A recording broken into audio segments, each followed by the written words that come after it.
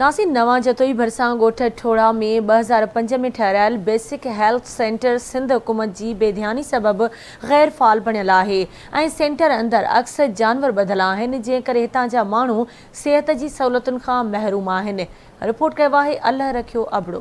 ॻोठ ठोड़नि में सिंध सरकार पारां 2005 में लखे रुपए जी लागत सां तामीर करायल बेसिक हेल्थ सेंटर सिहत खाते जी बेध्यानी ऐं स्टाफ मुक़रर न थियण जे सबब मुसलसिल 17 सालनि खां गैरफाल आहे। जॾहिं त जुड़ियल 4 कमरनि ते मुश्तमिल अस्पताल जे अक्सर कमरनि जो फर्श बि उखड़ी वियो आहे ऐं छितनि जा चापड़ करण रोज़ मामूल बणियल आहिनि। सेंटर अंदर अक्सर जानवर बदल रहनि था जॾहिं त सिहत खातो इन सॼे अमल खां लातालुक बणियल आहे। सिहत जूं सहूलियतूं न हुजण करे रवासी सख़्त मुश्किलातुनि खे मुंहुं ॾेई रहिया आहिनि। इन सिलसिले में हितां जे रवासियुनि ऐं समाजी अॻुवाननि आवाज़ टीवीअ सां ॻाल्हाईंदे चयो आहे त ठही पिया अस्पताल जेको असांजे ॻोठ माशाल्लाह 10,000 आबादी आहे उन में अस्पताल आहे। हिते घोड़ा गॾ जेको अचे थो को दर दरी भञो थो वञे, न को हिफ़ाज़त आहे न सार संभाल आहे हिन जी। असां हिते सॼी उमिरि हिते आंदी आहे, अबा ॾाढा हिते अञा आहिनि ऐं असांखे को धकु लॻे थो त जते था वञूं जतुनि में 500 1000 उहे था वठनि। असां ग़रीब माण्हू मज़ूरी कयूं या असां पंहिंजो पेट पालियूं या इन इलाज में असांजो वञे।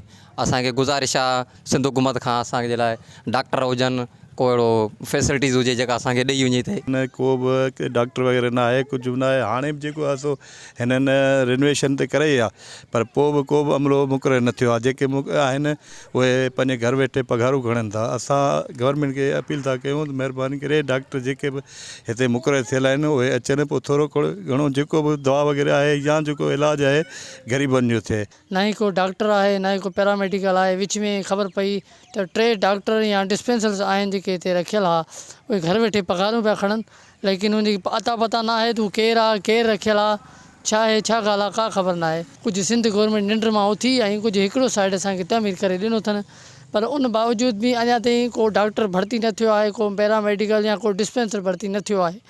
हिते सवाई ग़रीब माण्हू 80% रहनि था, इलाज लाइ परेशान आहिनि। मोरे नवाबशाह रेफर थियनि था त रस्ते में दम ॾेई था छॾनि। हिते को बि इदारो सम्झ अची न सघियो आहे। माण्हू मुश्किलात जो शिकार आहिनि। हितां हू वञी ॿियनि शहरनि में तकलीफ़ करे मुश्किलात साण पहुचनि था। हीउ असांजो मुतालबो इहो ई आहे त हिते असांखे इदारे में के माण्हू ॾिना न वञनि। ॻोठ जी सहूलियत जे लाइ ठाराइनि था पर हिन ते न स्टाफ आहे, न का ॿी ॻाल्हि आहे, न का सहूलियत थिए थी, कुझु बि न। सिर्फ़ु ॾेखारण जे लाइ बस हीअ असां करे था वञूं, बिल पास थियो, उन खां पोइ को बि हिन ते अमल न आहे, न स्टाफ आहे, कुझु बि न आहे। रुगो कैमरामैन मोहम्मद अमीन चौहान सां गॾु अलाए रखियो अबड़ो, आवाज़ टीवी नवां।